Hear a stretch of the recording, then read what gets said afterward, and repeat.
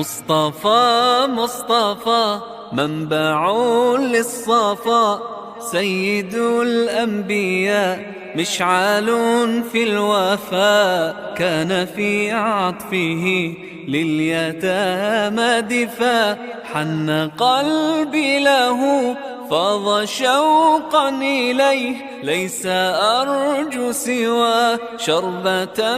من يديه، الصلاة عليه والسلام عليه، للسماء ارتقى فأتى بالنقاء، وغدا وجهه نيرا مشرقا، كان من عفوه